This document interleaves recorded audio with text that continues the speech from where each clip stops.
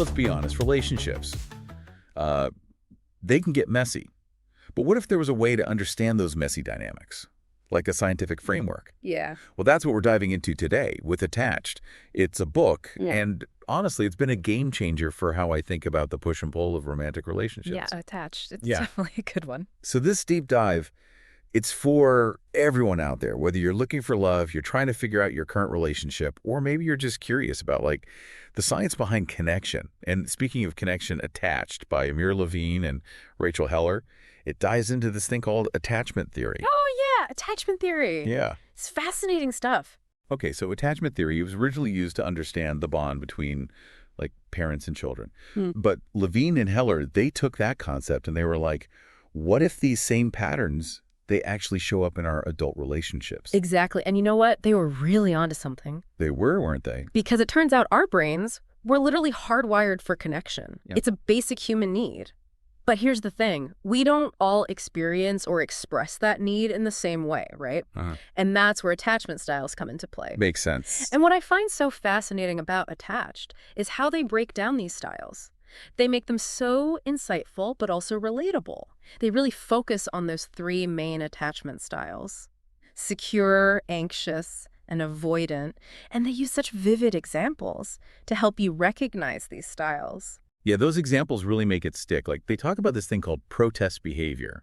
These are those often subconscious things that we do to try and get our needs met, you know, when we're feeling a little insecure. Have you ever like picked a fight with your partner when you were feeling insecure?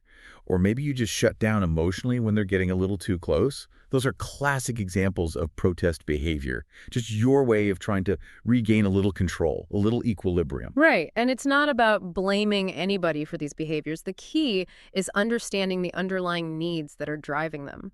Like, take someone with an anxious attachment style. They might crave constant reassurance, that closeness, because deep down they fear abandonment. Right. That makes sense. And then you have someone with that avoidant style. They might pull away because for them, intimacy, it equals a loss of independence. They might even resort to something called deactivating strategies.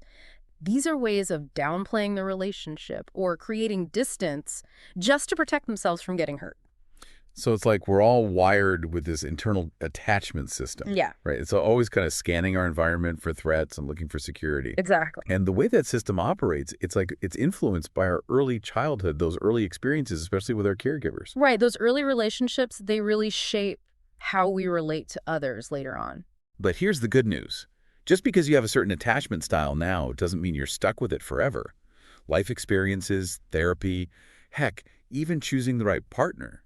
These can all help us develop more secure ways of relating to the people around us. Absolutely. And, you know, the book even uses the example of Chris McCandless from Into the Wild. Remember him? Yeah, kind of. That guy who wanted extreme isolation in the Alaskan wilderness. Even he, in his final days, he wrote in his journal, "Happiness only real when shared." It just highlights that very human need for connection, even when we try so hard to deny it. Wow, yeah, that's powerful. Even in those moments of extreme isolation, that need for connection, it still shines through. It does. It really does. It makes you think, right? Like no matter how independent we think we are, deep down, we all crave that connection, that sense of belonging. It's a fundamental part of being human. Absolutely. So we've talked about these different attachment styles: secure, anxious, avoidant. But how do these styles actually play out in real-life relationships? Like how can we spot them? And more importantly, how can we use this knowledge to build healthier, more fulfilling connections? Well, that's what we're going to dig into as this deep dive continues. So stick around, because trust me, you don't want to miss it.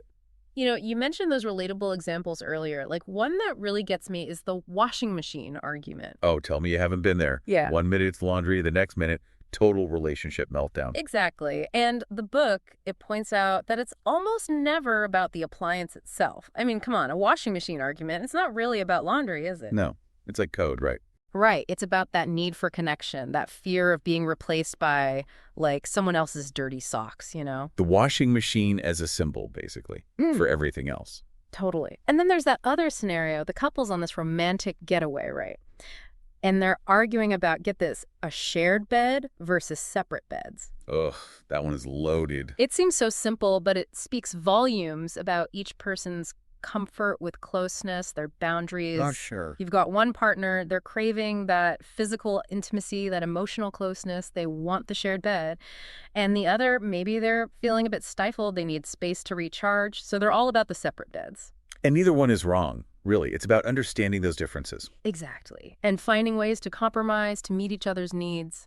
And then, of course, there's the ultimate modern relationship dilemma. Uh-oh. What's that? The unfriended ex on Facebook. Oh, man, that's a tough one. Total minefield, especially for anyone with an anxious attachment style. Right. Like, what does it mean? Is it a sign?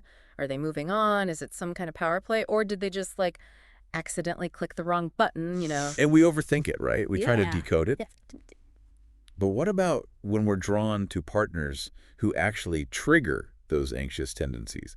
Those partners who keep us guessing, send mixed signals. You're talking about the anxious avoidant trap. That's the one. Now, that is a whole other level of relationship complexity. And I think it's safe to say we'll be spending a good chunk of this deep dive unpacking that dynamic. So stay with us. Okay, so we're back and ready to tackle the emotional roller coaster that is the anxious avoidant trap. Right, buckle up. And to really illustrate this dynamic, Attached introduces us to Marcia and Craig. Yes, Marcia and Craig, the epitome of a tumultuous relationship. A classic case of can't live with them, can't live without them. All right. You got it. So we've got Marcia, completely head over heels for Craig, Oh, and Craig. sending all those mixed signals. Oh, yeah, right from the beginning, you see that push and pull dynamic that just screams anxious avoidant. Totally. Like he'll tell her he loves her, but then, bam, some offhand comment that just chips away at her self-esteem. Stop avoidant move. And don't even get me started on the whole PDA aversion. She's talk about a recipe for anxiety. Seriously? He's fluent in the language of mixed signals, which, as we know, is like kryptonite for anyone with an anxious attachment style. And of course, Marcia tries to talk to him, about her needs, but he shuts down, dismisses her feelings. A common defense mechanism for avoidant types. Right. They really struggle with that vulnerability, that emotional expression, especially when it comes to needing closeness, needing reassurance. It's heartbreaking because they're both caught in this cycle, this painful dance. Trapped. Yeah, and they don't know how to break free. And that's where the book's insights about the rebound effect come in. Okay, the rebound effect. Break it down for us. So picture this. Marcia and Craig, they break up. They're both hurting, confused, maybe even a little relieved, right? It happens. But then the anxious person that's Marcia in this scenario, she starts to idealize the relationship. All those good times, they come flooding back. Yeah, the rose-colored glasses come on. Exactly. And meanwhile, the avoidant person, Craig, he's feeling that pressure lift, the pressure of intimacy.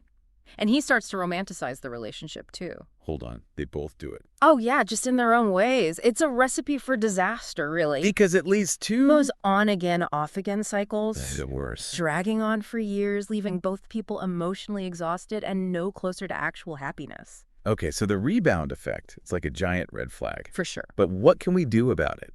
How do we escape those unhealthy patterns, especially if we see ourselves in Marcia and Craig? That's where Attached really shines, It doesn't just point out the problem. It gives you tools, strategies to be something healthier. Give us the tools. What works? One of the most important, and I think most often overlooked, is effective communication. Okay, communication, it seems basic. Right. But it's not just talking more, it's talking differently. Learning to express your needs, your feelings, but clearly, honestly, and with respect. So not just yelling, you're always late. Exactly. More like, hey, when you're late, it makes me feel like my time isn't important. Okay, so it's about owning your experience. Exactly. And Attached lays out these 5 key principles for effective communication that can be total game changers in any relationship, but especially those prone to the anxious avoidant dance. Hit us with those principles. Okay, so first up, wear your heart on your sleeve. Be open, be vulnerable about your feelings, even when it feels scary. Like that. Next, focus on your needs, not blame. Instead of what the other person's doing wrong, articulate what you need from them, positively, constructively. So it's about taking ownership. Exactly. And then timing is key. Don't have these conversations when you're already flooded with emotions, when you're angry, exhausted. Right, choose your battles. And lastly, be persistent. Change takes time. It takes effort. Don't expect overnight transformations. So even if it feels impossible, don't give up. Exactly. Keep practicing those communication skills. Keep showing up for yourself and for the relationship. Even baby steps in the right direction, they make a difference. I love that. So it's not just about dodging those bad patterns. It's about building new ways of being together. Absolutely. And that takes effort, it takes patience, and it takes honesty with ourselves and our partners about what we need to feel safe, loved, fulfilled. Wow, this deep dive into attached has been so insightful. Right. It's amazing how much understanding this theory, even just a little, can change how we see ourselves in our relationships. Absolutely. And remember, this was just a glimpse into the book. If any of this resonated, I highly, highly encourage you to check out Attached Yourself and really dive in. Yeah, seriously, if you want to level up your relationship game, this book is a must-read. It's full of examples you can relate to, practical tips, even a quiz to help you figure out your own attachment style. So as you continue on this journey of love and connection, here's a thought. What if, instead of seeing relationship challenges as failures, we saw them as opportunities? Opportunities to learn, to grow, to build even stronger bonds. Ooh, I like that. A little food for thought for everyone. And on that note, I think we've given our listeners plenty to consider today. Until next time, everyone, keep exploring, keep connecting, and remember, a little self-awareness in the world of love goes a long way.